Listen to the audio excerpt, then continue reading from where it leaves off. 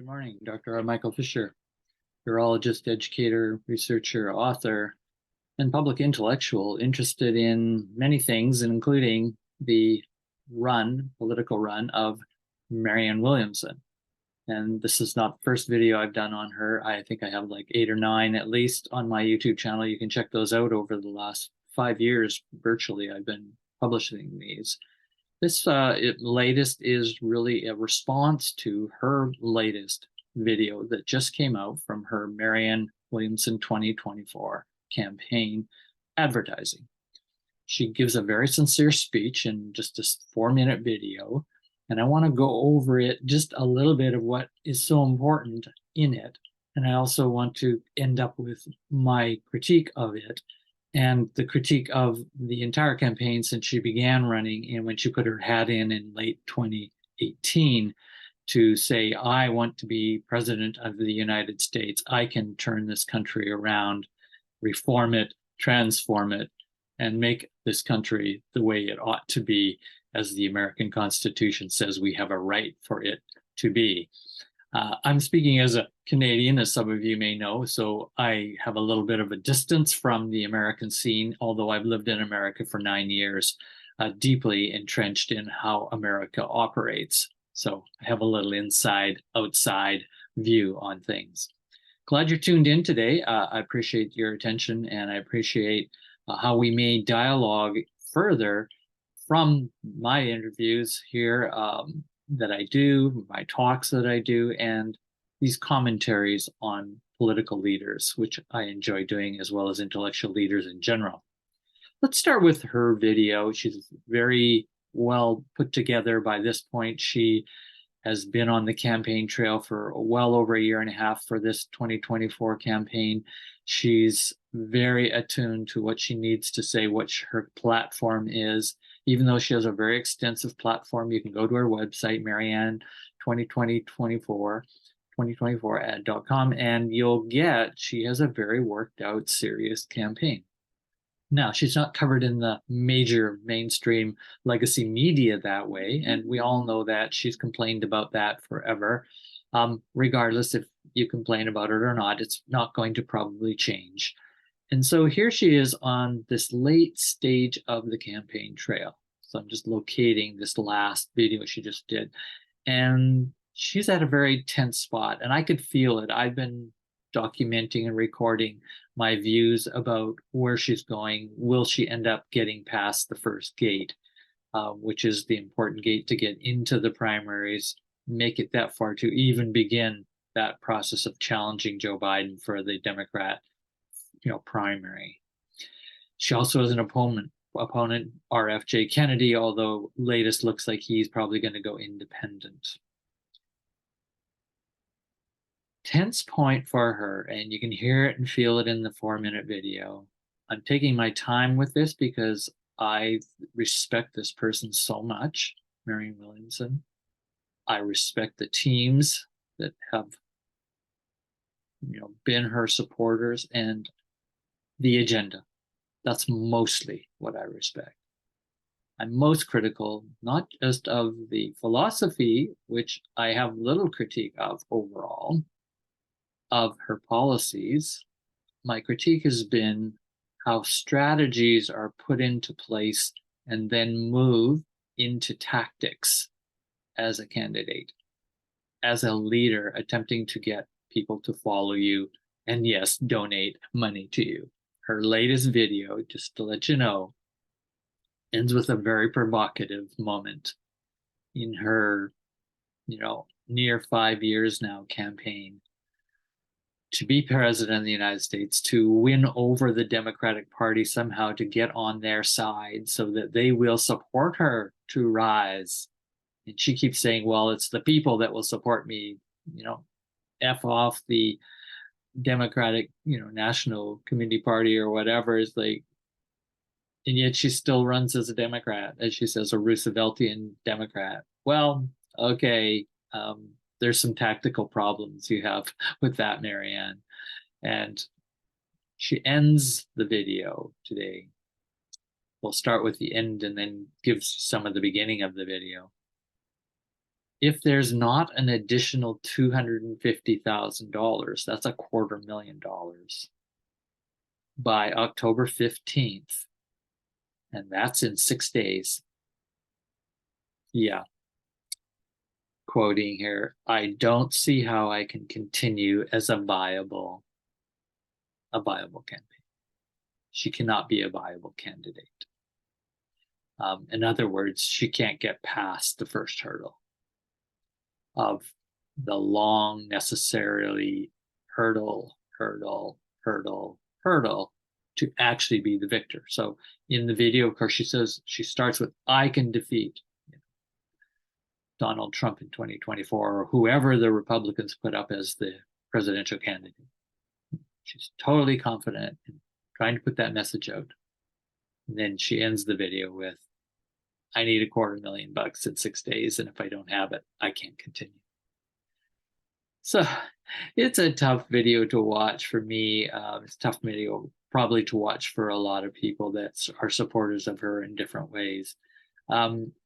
You feel the decline. You feel the ending of the race, that she gallantly tried and was not successful to raise over all these years in both campaigns for president to get the wave that she wanted to get. Yeah, she's gotten a lot, and she got a ways. A lot of people got to hear her message, and it's had an impact positively, I'd say, for sure. But it's hard to hear that the wave that she wanted from the beginning, the cheerleading she got, the great speech making that she can make, her rhetoric, her presence, her commitment, but the miracle didn't happen. And she and her followers are miracle workers for the most part. Those core teams. She's had a lot of problems on those teams. I've suggested all kinds of reasons, as have some critics, but my suggestions are that Marianne does things the way she wants to do them. Not much different than a Cornel West, for example, who's continually jumping from this camp to that camp to another, leader, another, campaign leader. And these are really strong revolutionary type personalities, and they just don't take a lot of advice from people seriously. In the end, they do it the way they think they can do it, and that's what it is. And they're basically say, if I don't win, that's not so important. What's important is that I get my prophetic message out to the public. Okay, that's a controversial statement. Of course, Marianne wants to win. But of course, the wave didn't happen. And she's probably known it for a long time. She kept believing that a miracle could still happen. But still, even if that's not true, she would just take she took the wand, she ran, and she went for it. This is important in her life. She feels like she's fulfilling, some kind of personal destiny. Her dad would be proud of her, etc. Many people will be proud of her and always appreciate her, and that she didn't back down and challenge, this potential fascist takeover of America. Well, good for her. I'm not against any of that. I just think it's a bad tactic.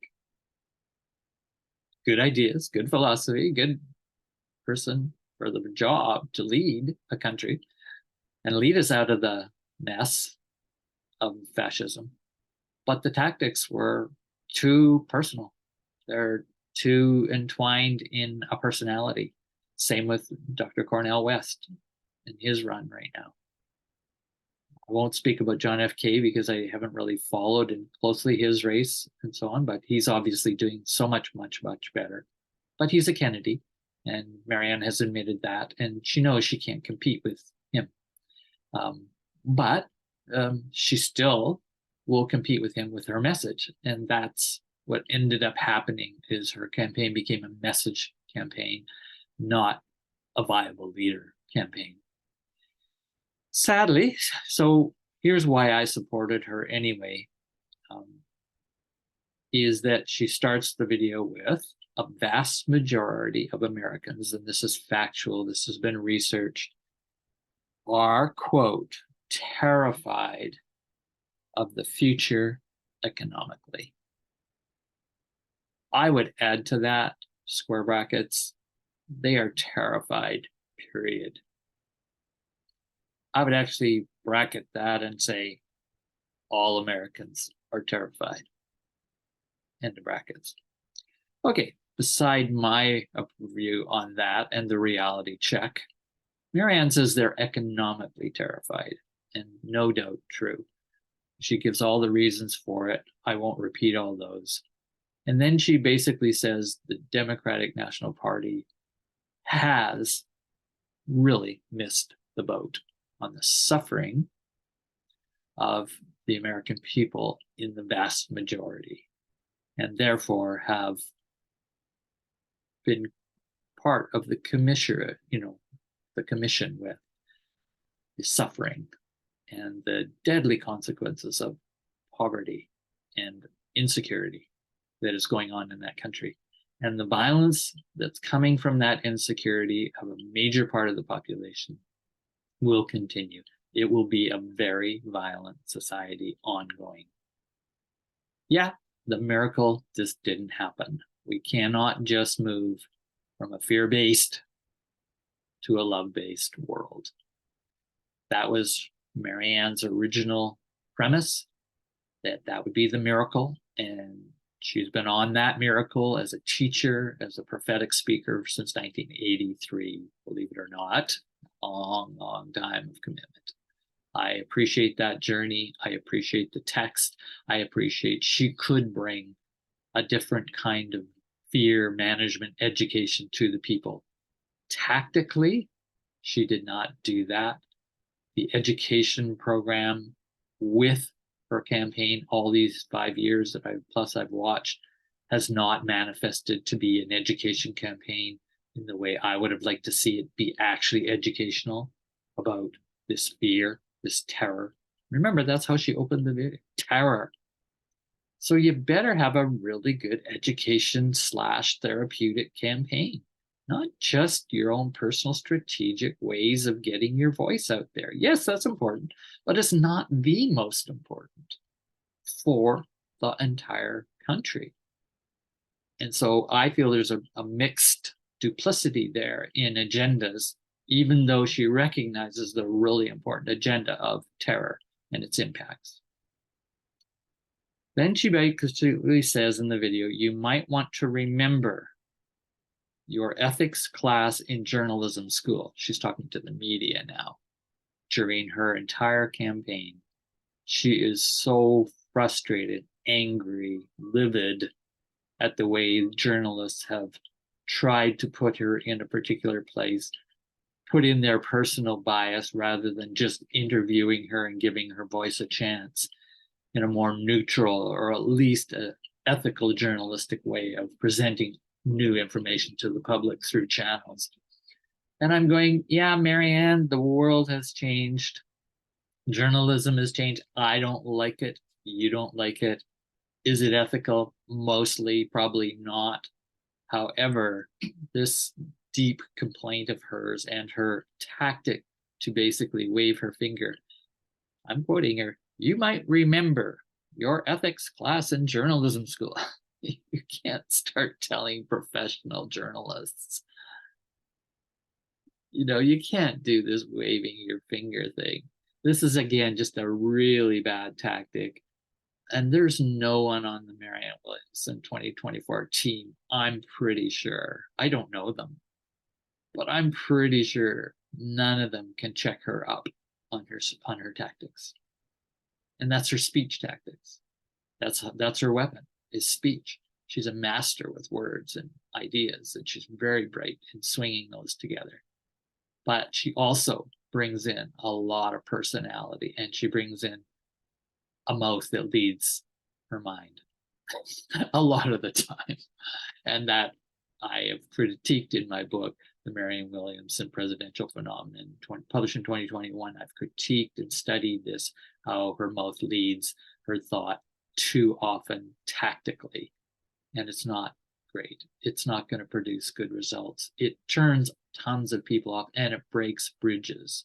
So she's broken so many bridges with the political establishment of the Democratic Party and other powerful, elites of all kinds in American society. And the reality is you have to be masterful. You have to be, capable of mediating those differences and walking and creating bridges across differences with people you disagree with or even think are unethical. So just the fact that of the way she just in this video really might be one of her last ones. I think she'll have maybe a few more, but basically we're going to see her end the campaign is my guess. And it's deserved to end. It is rightful to end. It is truthful. You can sob, you can play victim. I hope she doesn't. Just say it didn't work. The miracle didn't happen. I'm glad I participated in. And I just want to say as I end here, I'm glad I participated in studying the phenomenon. I wished tons more people and her team and her would have read my work and my critiques and strategies that I would recommend and tactics I would recommend for changing, but they didn't happen.